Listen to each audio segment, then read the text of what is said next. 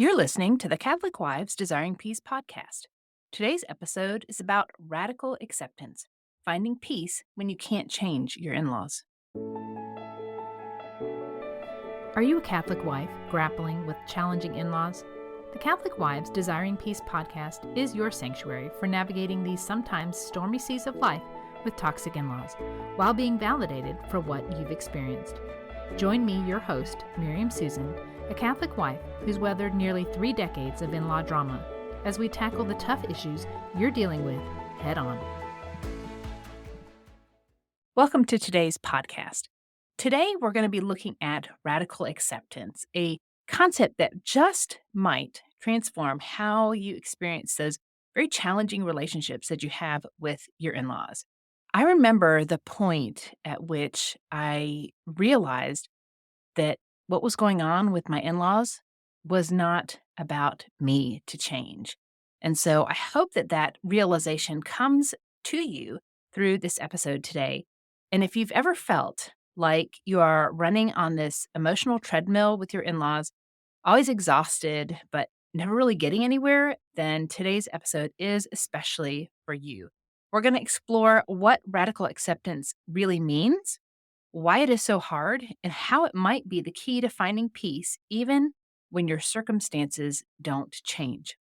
So, what is radical acceptance? Radical acceptance means fully acknowledging reality as it is right now, not as you wish it was, or how you pray it would be, or how you think it could be, or even how your husband might believe that it is.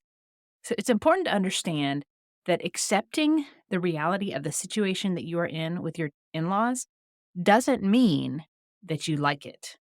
It doesn't mean that you approve of it. And it doesn't mean that you're never going to work at things to change it.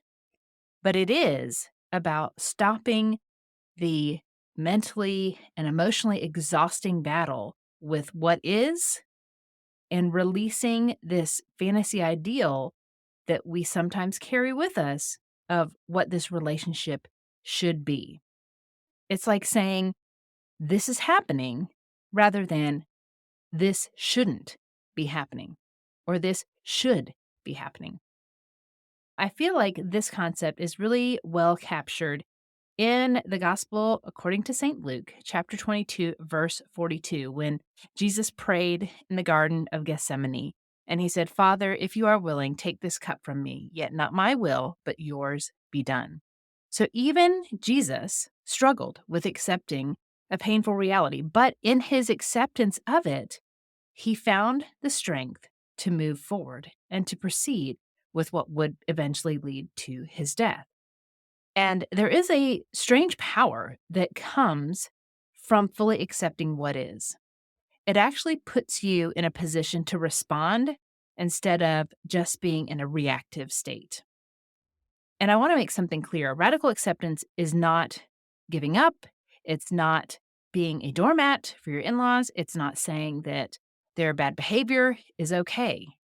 It's simply acknowledging the truth of your situation as one of the very first steps you need to make towards genuine peace.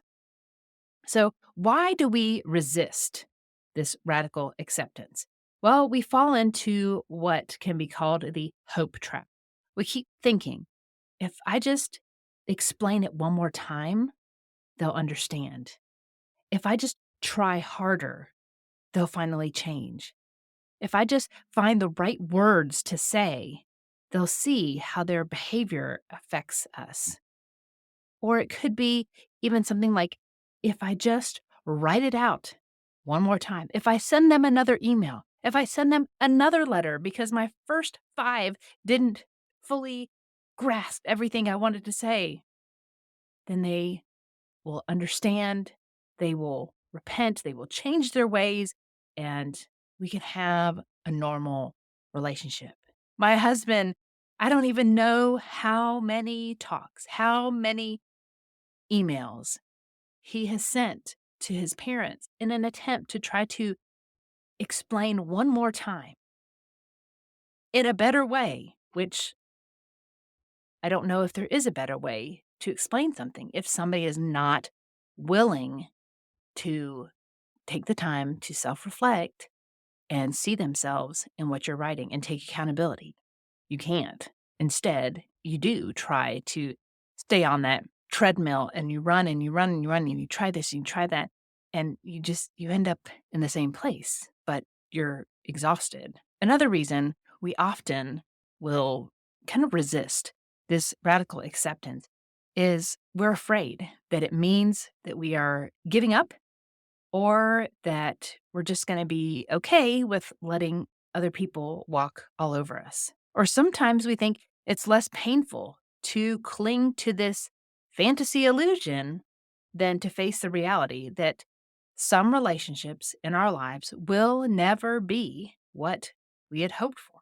I don't think any of us listening to this podcast are in a relationship that looks like we hoped it would be. I don't think any of us goes into a marriage thinking, I'm going to have a rotten relationship with my in laws. Yes. No, we don't.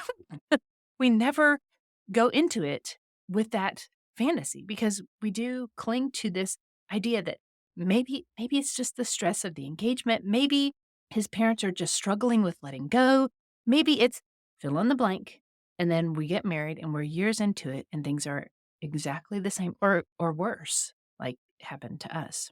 Another reason we might resist this kind of acceptance is because we're Catholic wives. We want to honor family relationships and we want to be respectful daughters in law to our in laws. But acceptance means that it feels like we're failing at our role as good daughters in law and as good Catholics. And then for our husbands, for their perspective, they resist seeing their parents through a completely different lens that we do. And it's hard for us to accept that our husbands see their parents through a completely different lens than we do. And understanding that it's not wrong, that it's just different. I know this feeling very well because I found it so hard to believe that my husband could not see these attempts to undermine us as parents, these attempts to control as anything except these attempts to undermine us as parents and ways to control us. But he just saw it as, well, that's just how my parents are. That's just how they do things. That's how it's always been. And it just boggled my mind to think that he could have a different perspective on the whole situation. And then there's also the fact that when we fight against reality, we experience the original pain plus the suffering that comes from resistance. So when we don't accept this situation as it is, so we have this pain that, okay, things aren't what we want them to be, but then also, and this is the situation, and the situation stinks. So it's almost like a double suffering. It's like being hit by a wave at the beach and you get knocked underwater, and then you're underwater and you're fighting against the current that's trying to take you away from the shore. Hi, Miriam Susan here. I wanted to point out a new feature for you to reach out with any questions that you might have. It is an audio message submission option on my website, desiringpeace.com/podcast. If you have any questions, if you just want to reach out, if you just want to tell me, hey, thank you, I really appreciated this episode, I would absolutely love to hear from you.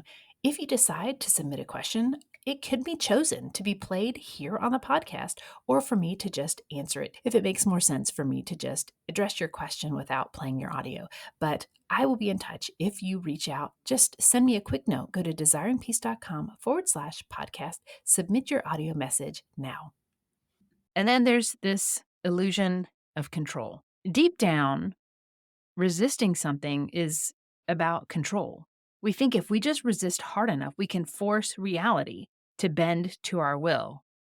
If we can pretend like our in-laws aren't who they are, then maybe, just maybe, we can get things to change, but that rarely happens. So what can radical acceptance look like? Well, it's catching yourself when you think things like, my mother-in-law shouldn't be criticizing my parenting, and taking that mental shift to thinking something more along the lines of, My mother in law is criticizing my parenting. That is what is happening right now. When you accept reality, you also stop being emotionally hijacked by every interaction. You can feel the frustration without being consumed by it. And then there's a position of strength that comes from radical acceptance. Contrary to what many people believe, acceptance puts you in a position of strength and not weakness because you are no longer at the mercy of others' behavior to determine your emotional state. And then remember the serenity prayer.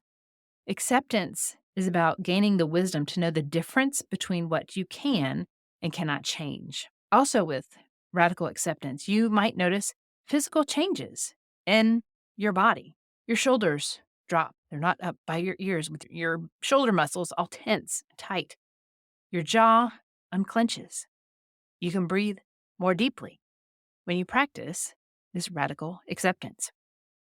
With your husband, when you stop fighting reality in regards to the situation with your in laws, you will bring less of that tension into your marriage. And then when you radically accept, you switch from being the victim of circumstances to becoming an observer who can choose how to respond. It really is like going into a situation as an unbiased news reporter. You stand up and you see what's going on, but you're detached from the situation. You're not involved. You're not a witness. You're not a victim of that crime or whatever it is that's going on that can be chaotic, can be a focus of drama. You are just observing and you don't get sucked in to the drama. So, how does radical acceptance transform your relationships? When you get to the point that you can accept that your in laws may never fully understand or validate your feelings or respect you, then you will stop seeking something that they are unable to give. You're not going to look to your chickens to give you milk because they cannot give it. Chickens give you eggs. If you remember that the next time you're at your in laws, okay, my in laws are not chickens. They can't give me eggs. Or your in laws are not cows. They can't give me milk. You have to remember that because then you realize, okay, well, I'm looking for them to give me something that seems to be impossible for them to give. So I can understand, okay, if they can't give it, then I can't get it. Radical acceptance also reduces our emotional reactivity, which usually interrupts the familiar cycle of tension and conflict. If you tend to be somebody who has the fight response when you have issues with your in laws, radical acceptance is going to reduce your emotional reactivity. And that's something that usually comes up when there is that familiar cycle of tension and conflict with your in laws. Radical acceptance helps you to kind of step back from that and helps you to not be so reactive emotionally. And then sometimes when we fully accept people as they sometimes, I will not say this was the case in my situation, but they sometimes actually become more likely to change because they're no longer pushing against our resistance. I'm sure some of you do have those kinds of in laws who are just pushing back just for the sake of pushing back. And so sometimes when you just kind of drop the rope, there's nothing for them to fight against. By accepting this reality of your in laws and the relationship they have with your husband, you can create a buffer that protects your marriage from a constant source of tension. Now, this doesn't mean that the tension is going to go away because you will still have issues with your in laws, but it will be less from a stance of, I expected my in laws to be supportive of us having a large family, to, okay, I know that my in laws are not happy with us having a large family. That's just how it is. That's their opinion. This is for our family, and that's just how it's going to be. There may still be tension for your husband if he is pushing back against what his parents think is appropriate for your family. But hopefully, if you have that radical acceptance, you're not adding to that tension. Radical acceptance is actually the first step towards setting some healthy boundaries because we need to see clearly what's going on before we can respond to it with a sense of wisdom. Acceptance also creates room for grace, both for you and for your in laws, because it gives us an opportunity to see human brokenness more clearly. Now, the deepest peace that we can have does not depend on our circumstances changing. It comes when we no longer need them to change in order for us to feel and be okay. And I think about all the people in concentration camps who made it out or who had this supernatural peace, even in the midst of unthinkable situations. They didn't expect their circumstances to change in order for them to be okay. I mean that is truly supernatural peace because they were able to know and rest in their faith that everything was going to work out in the end, that they were going to see Jesus, even in spite of the horrific conditions under which they lived. So that's radical acceptance, kind of being a reporter for your own life, seeing things not as you wish for them to be, but as they actually are, and being able to take that step back and realize that your in laws can't give you something they're incapable of giving. And that really opens the door for you to be able to set some very healthy boundaries. If you realize that your in laws are not safe to be around with your children unsupervised, well, that's a very natural boundary to put up.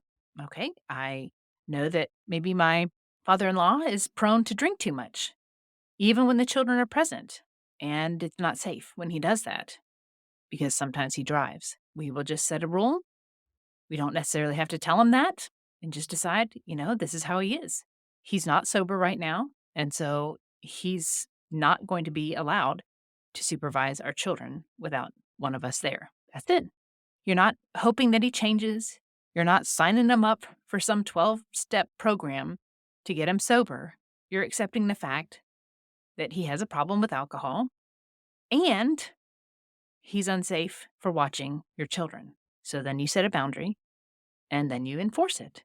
And again, you don't have to tell him. Boundaries aren't a requirement to be announced. Sometimes it's best if you don't. But that's what radical acceptance looks like. If you know your mother in law is very critical of you, don't let her be one of the first people you tell about a job promotion. Don't let her know about something you're excited about. If you know that she's criticized you in the past, just accept that that's who she is and operate from there. So this week, I really invite you to notice where in your life you're resisting reality with your in laws. What thoughts do you have during the week about them that begin with, well, they shouldn't, or I wish they would just, or if only they could? Any of those things are where you don't have a sense of radical acceptance of reality of what the relationship is. Just noticing the resistance is your first step towards radical acceptance. And remember, radical acceptance is not resigning yourself to put up with their terrible behavior. It's really freedom because it's putting down this heavy burden that we're carrying of trying to control what isn't ours to control. So, if this topic has resonated with you, I would love to hear from you. Please reach out to hello@desiringpeace.com and share with me your thoughts. You can also visit my website, desiringpeace.com/podcast, and find the little voice app where you can send me a voice message and let me know what you thought of this episode. I pray that you find the strength to accept what the relationship is with your in laws, the courage to change what you have within your control and your power to change, and really God's peace that surpasses understanding as you navigate these very challenging relationships. God bless you. Go in peace. Thanks so much for tuning in to today's episode. If you've ever wondered just how toxic your relationship with your in-laws really is, I've got the perfect tool for you. Introducing the new free Toxic In-Laws Assessment, a self-graded quiz designed to help you identify the true level of toxicity in your relationship with your in-laws. Whether you're unsure if your in-laws are really that bad or you think they might be worse than you realize, this assessment will give you the clarity you need. Don't leave it to guesswork. Take the free Toxic In-Laws Assessment now and start your journey towards healthier and more peaceful family dynamics. Visit desiringpeace.com/quiz to get started. Disclaimer. All content and information on this podcast and our website, including our programs, products, and/or services, is for information and educational purposes only and does not constitute professional medical, psychiatric, or mental health advice of any kind, and does not establish any kind of professional client relationship by your listening to this podcast or use of my website. A professional client relationship with you is only formed after we have expressly entered into a written agreement with you that you have signed, including our fee structure and other terms to work with you in a specific matter. Although we strive to provide accurate general information, the information presented here is not a substitute for any kind of professional advice, and you should not rely solely on this information. Always consult a professional in the area for your particular needs and circumstances prior to making any professional, medical, or mental health related decisions.